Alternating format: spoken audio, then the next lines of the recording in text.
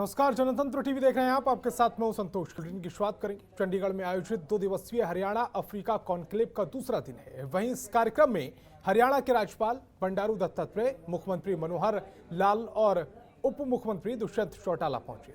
इस कॉन्क्लेव में हरियाणा और अफ्रीका देशों के बीच कृषि, खनन, आधारभूत संरचना, लॉजिस्टिक विकास, सूचना प्रौद्योगिकी और शिक्षा के क्षेत्र में आपसी सहयोग को मजबूती मिलेगी।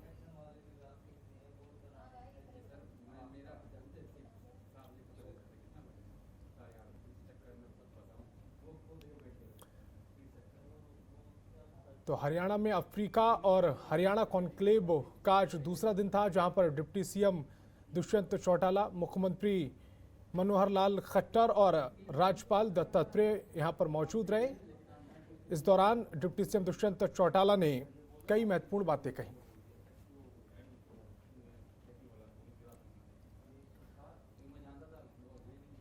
और चंडीगढ़ में हरियाणा सामाजिक सुरक्षा बोर्ड की पहली बैठक हुई, जिसकी अध्यक्षता श्रम एवं उप मुख्यमंत्री दुष्यंत चौटाला ने की। बैठक में केंद्र सरकार की तरफ से असंगठित क्षेत्र के मजदूर कल्याण के लिए बनाए गए पोर्टल को लेकर चर्चा हुई है।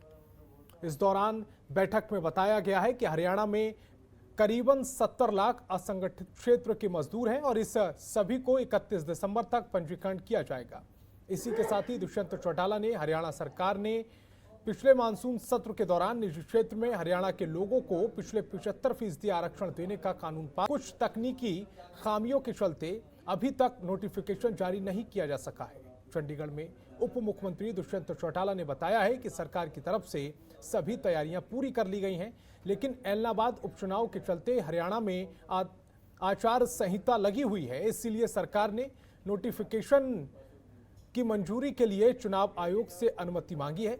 जैसे ही आयोग से अनुमति मिलती है, नोटिफिकेशन जारी कर दिया जाएगा।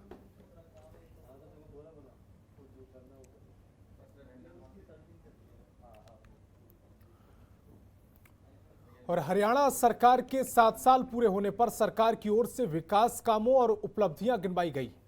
तो वहीं सरकार के 7 साल पूरे होने पर नेता प्रतिपक्ष भूपेंद्र सिंह हुड्डा ने सरकार से 7 सवाल किए थे और इन 7 सवालों को लेकर सरकार पर निशाना साधा था। वहीं भूपेंद्र हुड्डा के सवालों को लेकर डिप्टी सीएम दुष्यंत चौटाला ने पलटवार किया है। दुष्यंत चौटाला ने कहा कि हरियाणा की नंबर 1 का टैग तो भूपेंद्र सिंह हुड्डा अपने साथ ले गए, इसीलिए वे सरकार को 0 नंबर देते हैं। भूपेंद्र सिंह हुड्डा के 10 साल के कार्यकाल में उद्योगों में युवाओं पर गोलियां चलवाई गई थीं, उसमें कई मौतें हुई थीं, लेकिन आज बीजेपी जेजेपी गठबंधन सरकार में युवा अपने आप को सुरक्षित महसूस कर रहा है। उन्होंने कहा है कि जो लोग विकास की बजाय विनाश की सोच रखते थे, उनसे कोई उम्मीद नहीं हो सकती।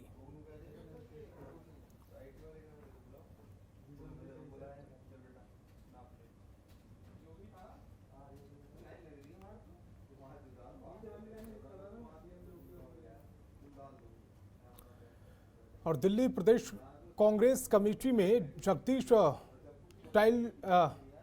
टाइटलर को जगह दी गई है, जिस पर विवाद छिड़ गया है। 1984 के सिख विरोधी दंगों के संदिग्ध जगदीश को प्रदेश कांग्रेस कमेटी में स्थायी सदस्य के तौर पर जगह दी गई है।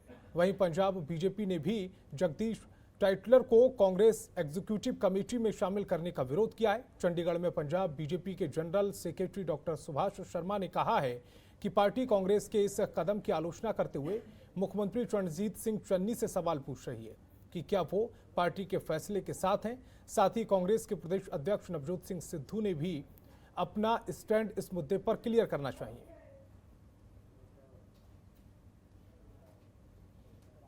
कल दिल्ली दी कांग्रेस कमेटी ने अपनी एग्जीक्यूटिव दी लिस्ट जारी की थी, सोनिया गांधी जी दी अप्रूवल नाल जारी की थी और पूरे देश ਨੂੰ ਧੱਕਾ ਲੱਗਿਆ ਉਹ ਲਿਸਟ ਦੇਖ ਕੇ, ਜਦੋਂ ਉਹਨਾਂ ਨੇ ਦੇਖਿਆ ਕਿ ਉਸ ਲਿਸਟ ਵਿੱਚ ਜਗਦੀਸ਼ ਟਾਈਟਲਰ ਦਾ ਨਾਮ ਹੈ। ਉਹ ਜਗਦੀਸ਼ ਟਾਈਟਲਰ ਜੋ 1984 ਦੇ ਸਿੱਖ ਕਤਲੇਆਮ ਦਾ ਮੁੱਖ ਆਰੋਪੀ ਸੀ।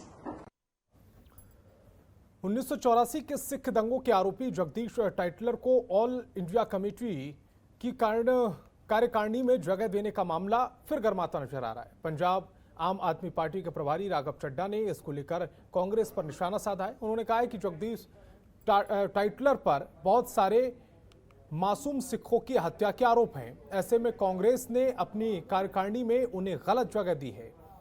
इसका जवाब जनता को आने वाले चुनाव में देना होगा।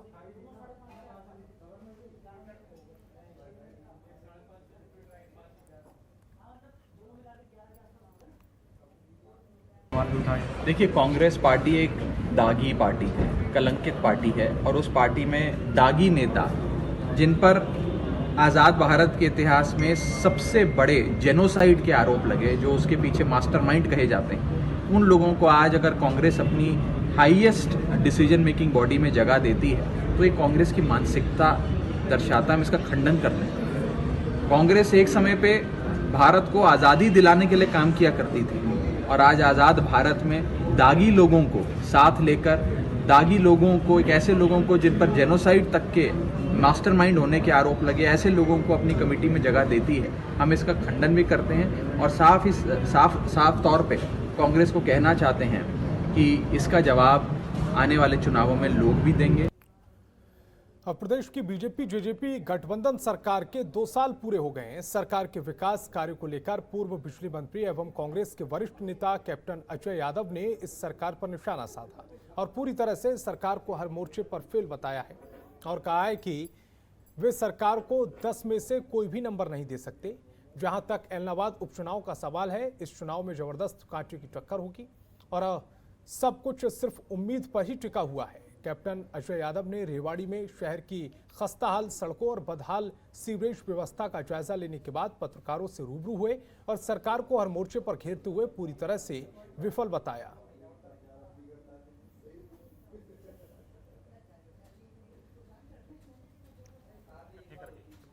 आम पब्लिक इनके दफ्तर में जाती है, कोई दिक्कत होती है, इस नाली को खुदी 6 अक्टूबर को नाली खुदी थी। ये इनको दिक्कत होगी, परिवार के मतलब पैसे इकट्ठे करके पैसे खुद इन्होंने खुदी। इन्होंने यहाँ के पार्षद से कई दफ़ा गुहार लगाई, उसने इनकी बात अनसुनी करी।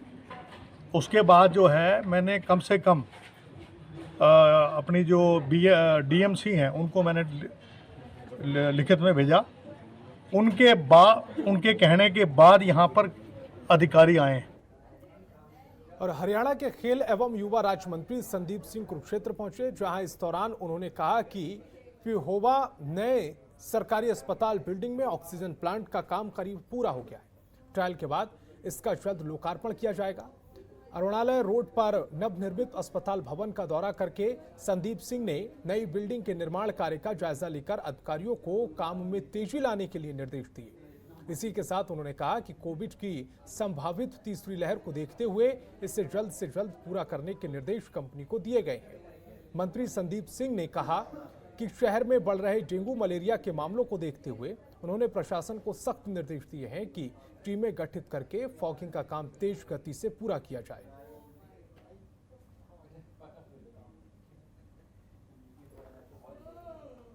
प्लांट रेडी है, बिल्कुल एक वॉल लगना है, वो सारा कुछ रेडी है, तो मुझे लगता है कि 1 आधे दिन में वो भी लग जाएगा।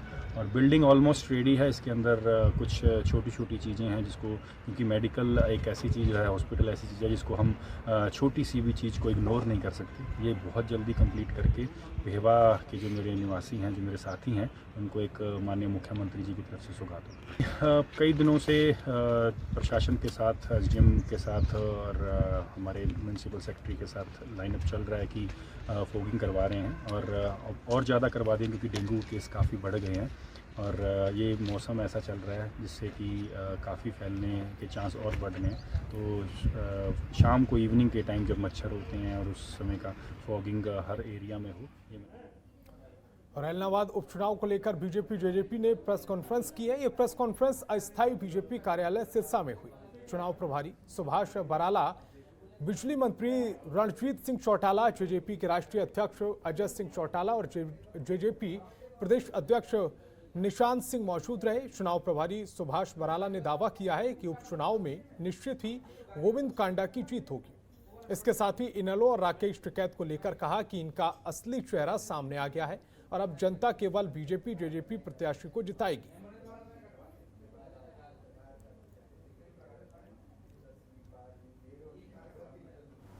ये इस्तीफा दिया और इस्तीफा देने के बाद जैसी चर्चा थी कि मैं जब तक ये कानून वापस नहीं होंगे विधानसभा का मुंह नहीं देखूंगा, ऐसी बातें कहते रहे, तो मैं कह सकता हूं कि ये गढ़ अब किसी व्यक्ति विशेष का नहीं होकर के ये गढ़ एलनाबाद विधानसभा क्षेत्र की जनता का गढ़ ये बनने जा रहा है। एलनाबाद से भी आपको खासा फीडबैक मिला होगा, तो मेरा ये मानना है, हमारे वोटरों से भी यही अपील है कि बिल्कुल अपना निश्चित मजबूत होकर अपना वोट डालें और चुनाव में बहुत मजबूती से बीजेपी निखर के जीत के चुनाव में आएगी। और मेरा ये मानना है कि चुनाव बहुत शांतिपूर्वक तरीके से, कल लास्ट डे है, कल आज 29 हो गया, कल 30 है, कल वोट संपन्न होगा। शाम को 4 बजे बक्से में हो जाएंगे, 2 को फिर आपके सामने बैठेंगे, जब रिजल्ट आएंगे फिर परिणाम में सामने आ जाएंगे। आपका सब मीडिया के लोगों का जो समय है आपका बहुत। परंतु आपने देखा, मैं पूरे एलनाबाद विधानसभा क्षेत्र के गांव-गांव में गया, मुझे तो कहीं कोई किसान विरोध तो नजर नहीं आया। 2-4 जगह उन्हीं के पेड़ लोगों ने, जो बाकायदा मीडिया के समक्ष नंगे भी हो चुके, उनकी गाड़ियों पे भी झंडे लगे हुए थे, उनके हाथ में बैंड भी पहने हुए थे, ऐसे लोगों ने जरूर कहीं काले झंडे लेकर के हू हल्लड़ करने का प्रयास किया और स्थानीय जनता ने उन लोगों को भी नकारने का काम किया। खबरों के निष्पक्ष विश्लेषण के लिए सब्सक्राइब करें Janatantra TV and press the bell icon. Never miss any update.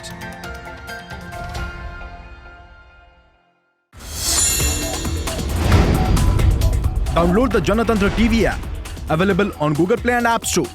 Download it now.